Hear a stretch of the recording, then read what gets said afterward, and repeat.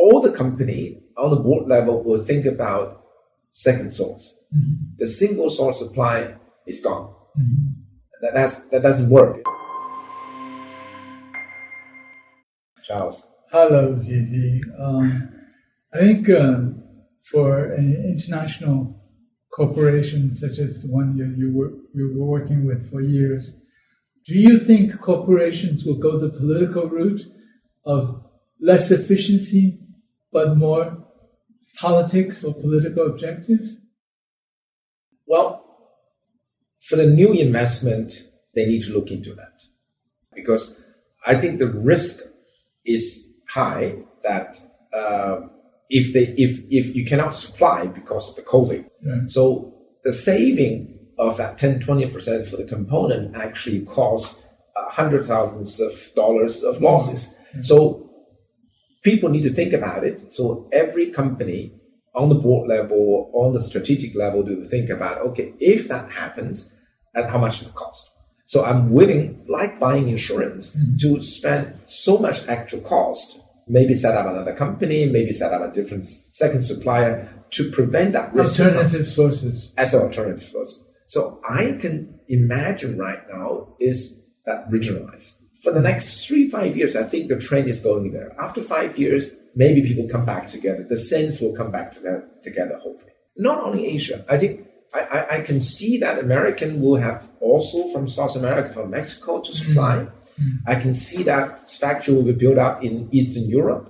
I mean, it can be by a Chinese company. It doesn't have to be by the multinational in the past, right? Like so many Chinese companies investing in Vietnam and Thailand and so on. Exactly. And we need to learn about that, right? Yeah. So it's not that easy. Oh, let's set up a factory in Czechoslovakia, right? It's not that easy, but you need to learn. But I think it makes a lot of sense because China is becoming a little bit more expensive as well. Our labor get highly paid. So what you see possibly in 3 to 5 years is first regionalization, secondly alternative sources of the supply chain, absolutely, with increasingly cord in, let's say, Eastern Europe, Southeast Asia, and possibly Mexico and South America. 3 regions, right? Because they're all connected together. So this sea route of being interrupted is much less likely to happen, right? They are all connected with the trucks. In terms of Europe and Asia, the land path, Belt and Road Initiative, for example, correct. The rail transport instead of waiting for the sea lanes, that may have more significance than we had originally conceived. Correct. That helps a lot. But I think if you do the calculation, unfortunately, the sea transport is a lot cheaper than... Not right now. Not right now, exactly. Yeah. But that's what I'm saying. When the whole tide went down, when it became stabilized a little bit, people probably will still come back to partial shipment out of the sea. But I think, again, it's more coming from the robotics coming in, the automation is coming in to set up a factory in Europe. Probably not that much more expensive than they would have set it up the same factory here in China, which is like 10, 20 years ago. The salary difference is so high, so China becomes such a competitive market. But now the cost is also coming up. Well, the cost of salaries, of course, has come up quite a bit in China. But one of the things that I heard is it's more than salaries. Correct. But China has a more efficient infrastructure. Absolutely. Absolutely. How does that compare in terms of Vietnam coming up and so on? Well, I think you need some time. I understand it will take some time. So that's what I'm saying. Every company, I mean, Siemens, ABB, or Sandvik, if we want to build up a factory in anywhere in the world, they will be able to do it.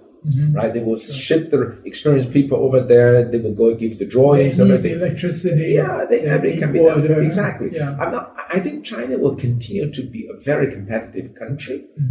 I just see that all the company on the board level will think about second source. The single source supply is gone. That doesn't work. The days when they were trying to assemble notebook computers of Mac in Austin, and they have to ship even screws Yes. from Shenzhen. Yes. That's over. Now, how much does the issue of market factor in terms of the ultimate buyer of your goods and services? What do you mean, like the size of the market? Because, for example, one of the things that some Western companies, the leadership tell me that they cannot let go of the Chinese market. That I agree. Yeah. Absolutely. Example, Very Volkswagen. important. Very important. China is, China is probably 40% of the industrial goods of the world, plus minus.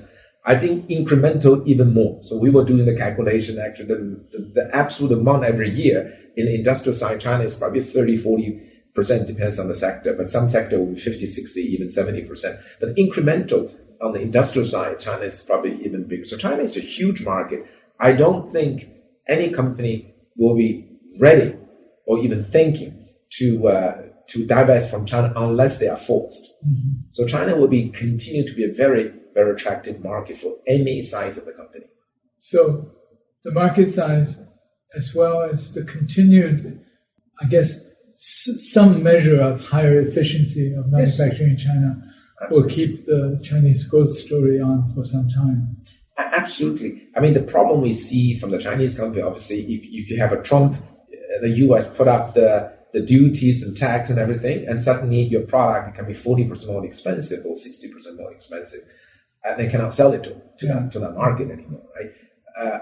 But I think that's why China is important, realizing that, and that we have to find a new market, and the One Belt, One Road initiative, Southeast Asia, the Africa, and maybe even the Europe. I think the European countries in general are less politically driven than the US. So I think China needs to work with those regions and make sure our product fit into the consumer of that countries as well. Now there's quite a bit of talk about WTO being reformed and restructured, and then the formation of all these regional alliances, regional free trade zones, and so on. And in fact, the latest yesterday I heard was that the Gulf countries, Cooperation Council countries, are talking about a free trade zone with China as well. Great. RCEP, of course, is a good example. What do you think will happen in 3 to 5 years, let's say? Will it continue to be dominated by the WTO because there are measures being implemented by the US which seems to detract from continuing using the WTO as a core?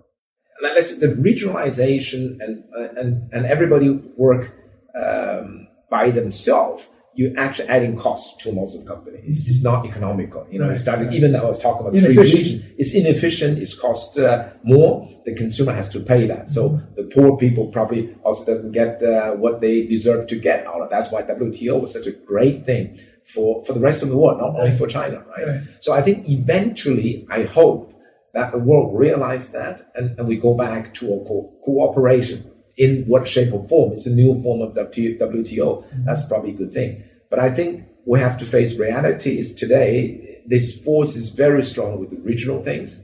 And as a company, Chinese company or Western company, will probably look into that and make sure the supply chain is robust. And by setting up another company or factories in the other part of the region. But again, I'm really thinking that when common sense come back, we realize that economics is the fundamental for the wealth of the 7 billion people. I think it's really unfortunate when you think about this. It's common sense that the duties imposed by the trade war on Chinese goods to the United States had actually impacted on U.S. consumers, U.S. corporations, predominantly.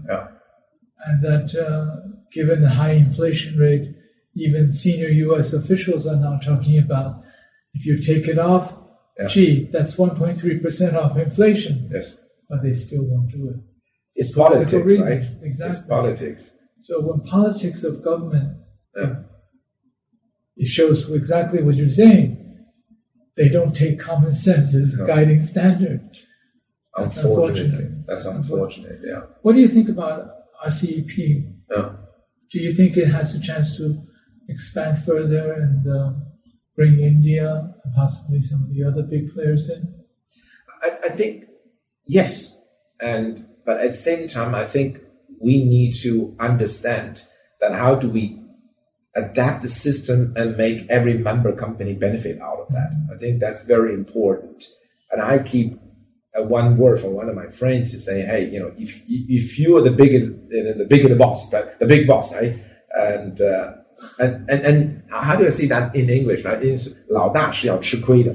That means if you are the bigger one in the family or in the society, you have to benefit everybody else at the same time. Yeah. So it doesn't matter what it is. If RCEP, maybe China is the biggest one, we need to reach our hand to make every member benefit, and then we benefit the most at the same time. I think that is the most important. The business is about win-win for everybody. And I see a good chance. And China is such a huge market. I think China is very open. We don't really, I think the consumer, I buy whatever is the best performance for me. I don't care where they're coming from. Right? That's right. The only sector which is not doing very well right now with COVID is hospitality. It will go over, right? It will blow over. Yeah. Well, we just hope that the COVID thing blows over.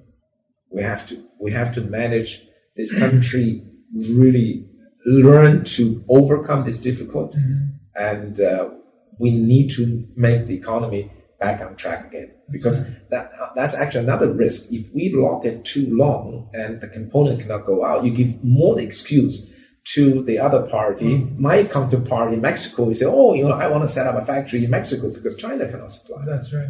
And then I cannot win. Huh? And then hopefully that this Ukraine issue gets resolved as well, because it's impacting on European economies very, very seriously. Now, coming back to the WTO, what is the big complaint of the U.S. over WTO on the trade settlement side, where they've been boycotting the trade settlement dispute settlement mechanism? I think they just blame that they are the losing party and not the winning party, right? The other guy get all the benefit, I don't get my benefit, so I just don't follow. They just, The judge rules against me, so I'm leaving the court. Exactly.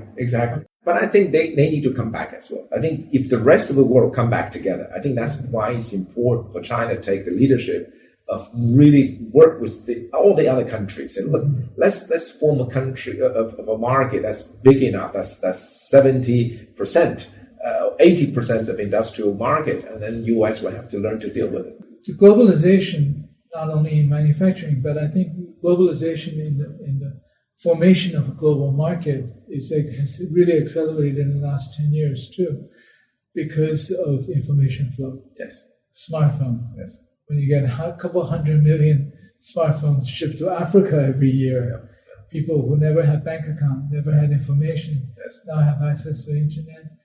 So there is an element of globalization of the marketplace as well. Absolutely. Absolutely. China have done it for our rural countries, right? Yeah. A lot of farmers in Sichuan can sell their vegetable and fruits by phones, by platforms, right? That can be done for all the African countries. I think the new technology can help all those developing countries to come up much faster. Well, let's just hope that the rapid rise of China in terms of its economy and better livelihood of its people can also spread to other parts of the world.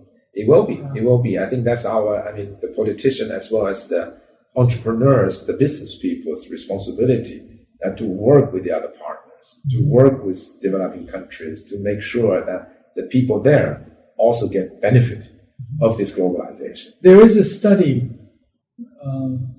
done by a UK group, but it wasn't published eventually, and I read the draft of it. It said China's rapid rise has brought over 400 million people out of poverty in China. Yes. But it has also brought 1.3 per one out of poverty in other parts of the world. That's another 500 million or something. Yeah, that's another 500-600 million. Yeah. And that's maybe Africa and South America because of trade and so on. Well, let's just hope that U.S. comes back to the world, to the global corrective mechanisms to solve global problems. Right. Let's just hope that the efforts that the U.S. have made to counter that can be at least slowed down a little bit, and let the rest of the world continue to grow and develop. Yes, let's all hope for it. Huh? Can only hope for it. Yeah. Thank you, Zizi. Thank you, Charles. It's been a pleasure.